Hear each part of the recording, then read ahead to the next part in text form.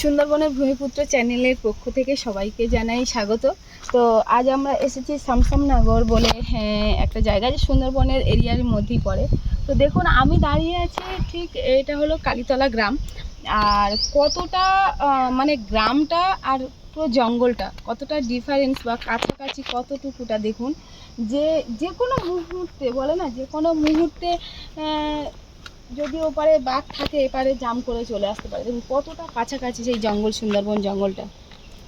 আর আমরা প্রায় দেখতে দেখতে এসেছিলাম যে এই কালীতলা গ্রামে এখান থেকে আসছি, আর দেখছি যে নদীটা যতটা প্রথম থেকে দেখে দেখে আসছি যতটা চওড়া লাগছিল, ঠিক তার কাছাকাছি আসছি, ঠিক শেষ সীমান্তে এসে এসে যেন পুরো সেই একসাথে মিলিত হয়ে শেষ হয়ে যাচ্ছে।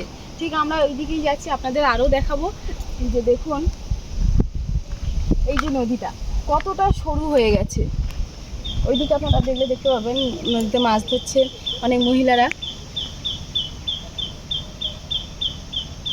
আর সেই দাঁড়িয়ে আছি, এই যে এই সারি সারি দেখুন শুধু কেওড়া গাছ, এই লাইনে দেখুন শুধু সারি সারি কেওড়া গাছ। কারণ কেওড়া ফলেছে কিন্তু কেওড়া গাছগুলো টক বসেনি ঠিকঠাক। আর আমরা যে আসছি একদম পাশেই সেই জঙ্গল, আর এই যে লোকালয়।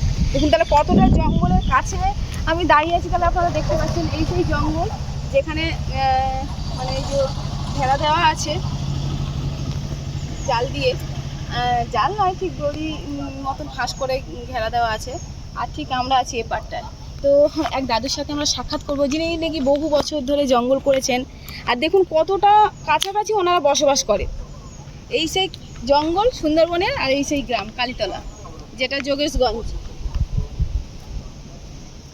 তো ওনার সাথে আমরা কথা বলবো। দেখি উনি কেওড়া গাছের নিচে বসে হাওয়া খাচ্ছিল, মানে যা গরম পড়েছে উনি বসে বসে হাওয়া খাচ্ছে। তো ওনার সাথে একটু কথা বলবো।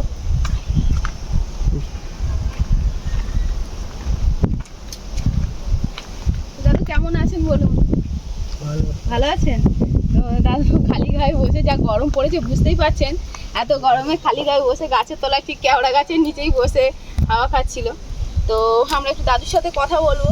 আচ্ছা দাদু, এখানে যে এই যে এতটা কাছাকাছি জঙ্গল, এই যে দেখা যাচ্ছে সামান্য, আর আপনারা এই যে বাড়ি, তো এইটা তো ভয় বলে তো একটা জিনিস থাকে, যে প্রতিনিয়ত তো একটা ভয়ের ব্যাপার থাকে। ভয় ছিল, আগে ছিল, কিন্তু এখন ভয় না।